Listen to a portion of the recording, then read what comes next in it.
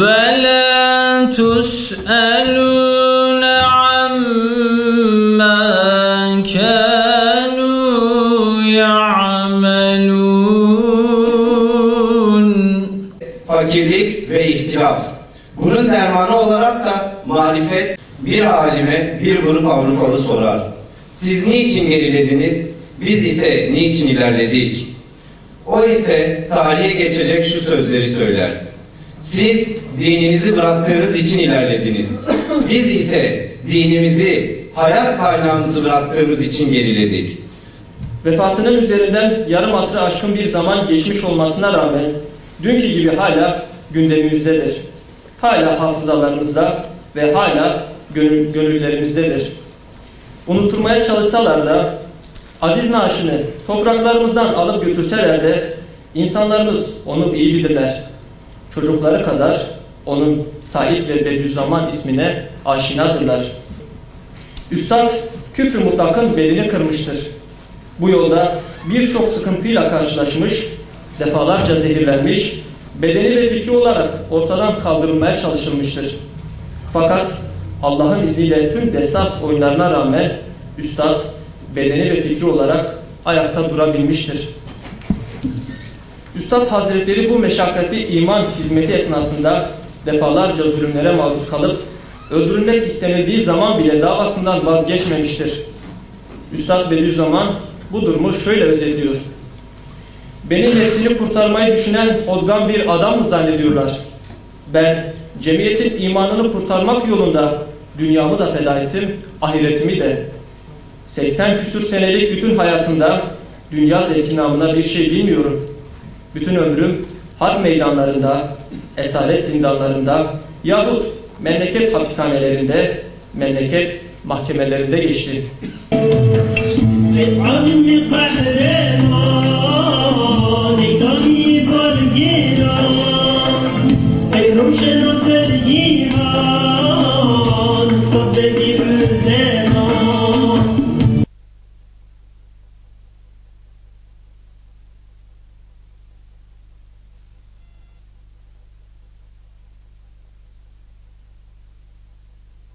Risale-i Nur veya Üstad'ın hayatı aslında bir üniversitedir.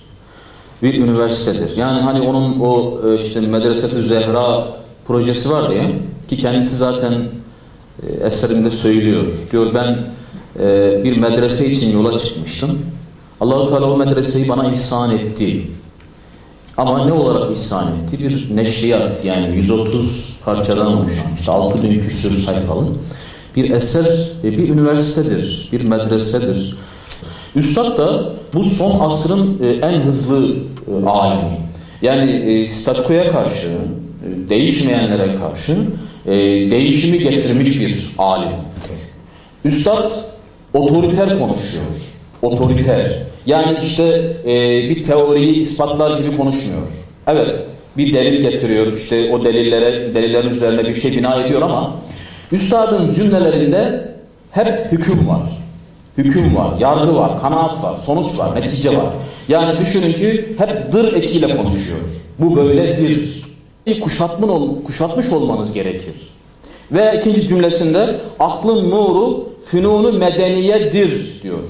Üstadın bütün cümlelerinin sonunda dir eki var. Dır eki var.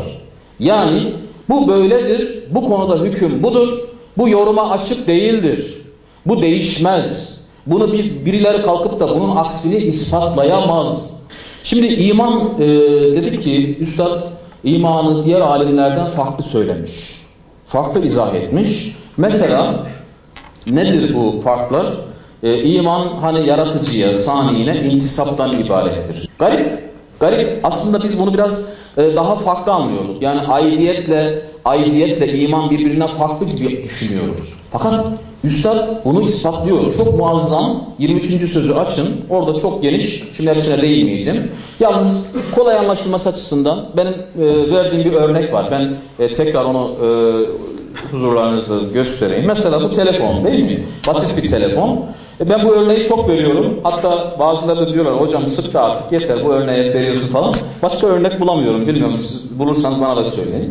Şimdi bu telefonu ne yapıyordum ben arkadaşlar? Şarjını çıkarıyorum. İşte kartını. Değil mi? Şu anda şarjını tekrar takınca telefon çalışıyor. Bu telefonun şu anda bağlantısı yok. İntisabı yok. İntisapsız. Bağlantısız. Artık Turkcell'le bağlanamıyor hayata. Şimdi bu telefonun şu anda yapacağı işler var.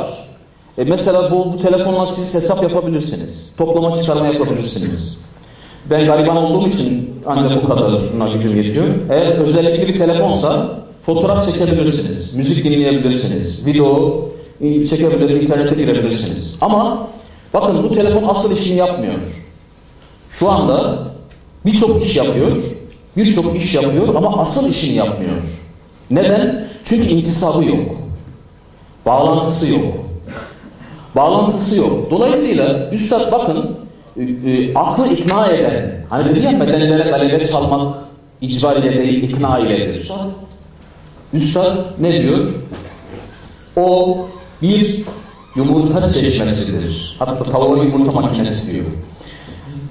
Her bir inek, koyun, keçi, deve gibi mübarek hayvanlar değil mi? Rahmet feyzinden bir süt çeşmesi olur ki Allah namına, Rahman namına en nazif, en latif, ab-ı hayat gibi bir gıdayı takdir ediyorlar.